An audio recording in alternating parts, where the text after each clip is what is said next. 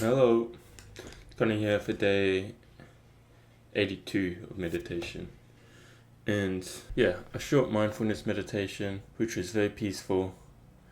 And most of the thoughts were on social anxiety.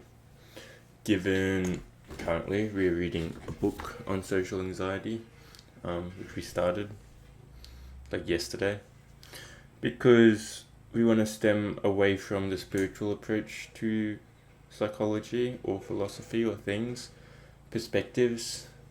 We want to delve more into, I guess, psychological or like cognitive behavioral kind of perspectives. So now we're reading a book on CBT, social anxiety, which we'll do a big book review at the end.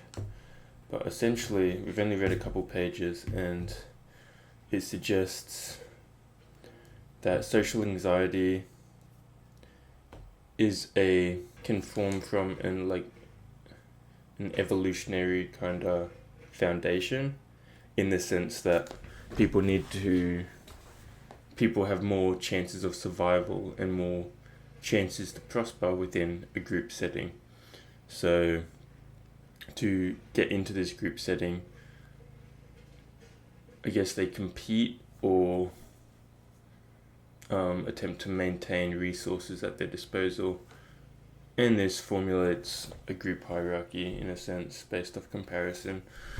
And the resources we got, that was one part to it. But the interesting part was that social anxiety is a form of self-preservation, which does relate back to spirituality in the same sense that ego, identity, preserving that self is what causes a lot of anxiety, because we're trying to live up to an image or portray an image which we want to be the best version of self to display and to give off in every moment. And we feel like if we're not giving off that ideal self image, then we're doing something wrong.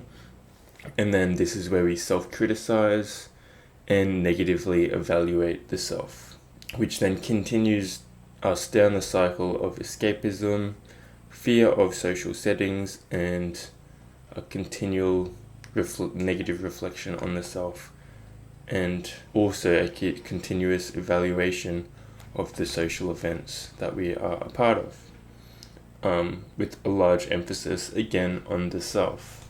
So this was interesting. The CBT approach essentially is cognitive behavioral therapy, and cognitive behavioral therapy is about rewiring thoughts in mind. So say these self-criticisms based off events in the world, or the negative self-talk or negative self-evaluations, then this is a form of CBT to understand these negative evaluations, these patterns of thoughts which contribute to these continuous cycles of self-depreciating, and to rewire these patterns of thoughts to a more positive outlook, or rewire them to a more sense of realism than to delve deeply into the negative aspects of things. So that's what CBT is, which essentially is what a lot of things are like, because we're either trying to de-emphasize what we're thinking,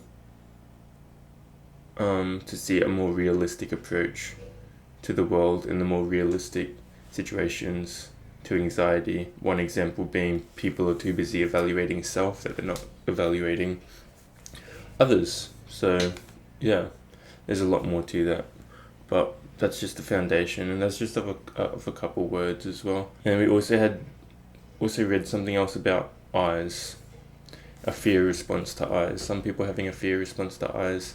Apparently butterflies sometimes use their eyes to scare away other animals and stuff. But apparently people with SAD, social anxiety disorder, place a lot more emphasis on the eyes and faces of others. Meaning if you get an angry face, a trigger response is a lot more likely to trigger fear, leading to anxiety. So it's very interesting stuff, honestly. We'll update you as we go, and we'll we'll do the book review at the end of it. But no, it's just really cool actually delving into different approaches. We've been delving into spiritual approaches for so long, and we wish to encompass spiritual approaches for oneself. As we've said, we realize that they work and that they're very peaceful, so why not encompass it?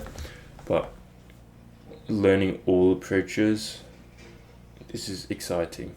First day of 24, very exciting. So yeah, we'll continue to update you, and just know there's a lot to learn this year. We'll be learning a lot about all sorts of things, mainly related to life and the mind and how to get through difficult circumstances. So yep, anyway, that's day 82.